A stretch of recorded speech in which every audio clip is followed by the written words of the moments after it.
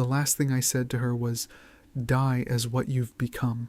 We haven't spoken daily for the past 2 months. I got busy with work and so did she. It was mostly small check-ins and the usual, "I love you." A few weeks ago, we finally had time to talk on the phone. I opened up about my problems at work and the debt I've been dealing with. It's not even mine. It's my brother's. He did something stupid. About an hour into the call, she snapped. She told me I should quit my job because it's damaging me, and that she hates that I'm not doing anything to improve my life. Then she said that we always talk about my problems. I pushed back. I told her that wasn't true. I was only opening up now because I really needed someone, and she was being unfair. I think you forgot that when we were just starting, I was always there listening to your problems. But now that I'm the one who needs you, you're pushing me away. I got pissed and ended the call. 2 days later, she apologized. She said the guilt of what she did was eating her up. I accepted it. I told her it was okay and that I was just glad we were talking again. Last week, I tried to reconnect. I was warm. I asked about her day. I tried to be present. She didn't match the energy. She felt distant. When I asked her what was wrong, she said she couldn't talk to me like before. The guilt was still there. That made me angry. I told her we couldn't fix anything if we weren't even talking. All she said was, "Okay." 5 days passed. I reached out again, direct but calm.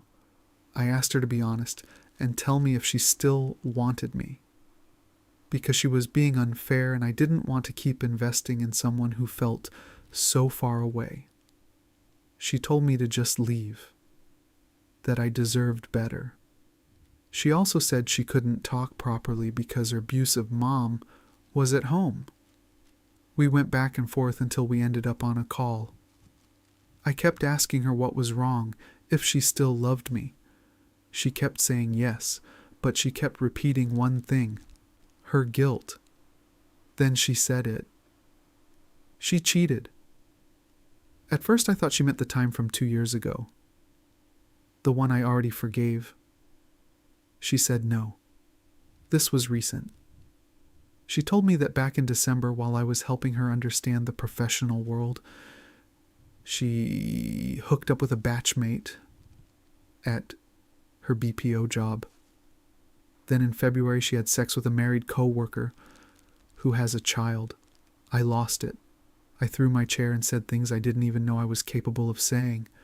What hurts is that I was with you every step of the way. I was there when you had nothing. I thought you were changing for the better, but you just got better at lying. For an hour, I kept going.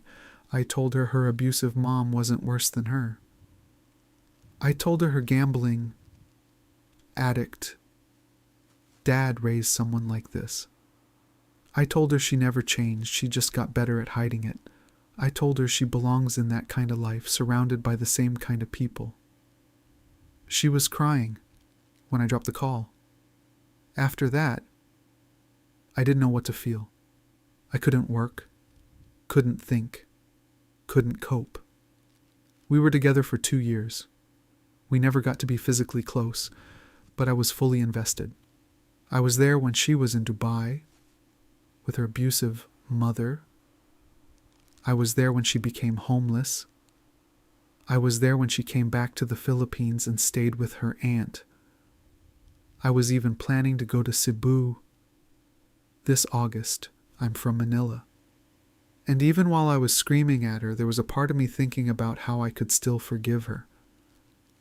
How I still wanted her, how I still wanted us. My close friends already know everything. I even reached out to her friends because of the situation she's in, getting involved with people who already have partners and families. And still, at the back of my mind, I want her. I don't understand why.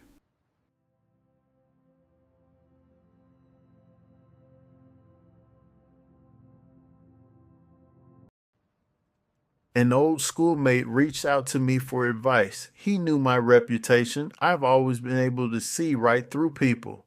He told me that his wife was cheating on him. The first time she got caught, one of his friends showed him proof: hotel details, call logs, messages, everything. When she was caught, she cried a lot in front of my friend, begged for forgiveness, and said she only loved him. My friend got emotional. They had kids, so he decided to forgive her because he still loved her.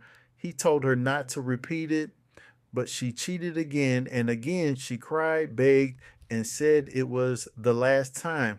My friend was very frustrated this time, but some people convinced him to forgive her again because they already had one child and she was pregnant with another. They said it wasn't the right time to break the family. However, she was still talking to the same guy she had cheated with before, chatting in a very intimate and vulgar way. He told me everything, and I advised him to leave the relationship. Later, he brought his wife to meet me. She acted very nice and innocent, admitted her mistakes, and said she had gone astray but wanted to fix things. After that, they left. 2 years after their child was born, my friend came back to me again and said that his wife was cheating on him again, but this time he hadn't confronted her yet. He said he couldn't stay with someone like this anymore and wanted to end everything. The problem was that his wife always presented herself as a very good person in front of others. She made it look like my friend was the one at fault and that she was the one adjusting and forgiving him. She created this image in both her family and his family. So I gave him a suggestion. I told him to organize a gathering or party under some pretext, like a job promotion or function, and invite close family members. He had an old video where she was crying and apologizing after getting caught the first time. I told him to show that video first. Then he had secretly recorded proof of her cheating again using a hidden camera. So I told him to show that as well. I know it sounds wrong, but honestly, his wife had crossed all limits. So during the gathering, he played the video on a projector. First, the apology video, and then the evidence of her cheating. She again tried to act and manipulate in front of everyone, but now everything was clear. After that, he divorced her.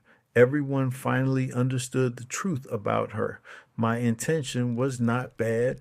My friend's image was being ruined everywhere because of her. She always made him look like the problem while portraying herself as the good one. So, in my opinion, what I suggested was not wrong. Now everyone knows the truth about her affairs.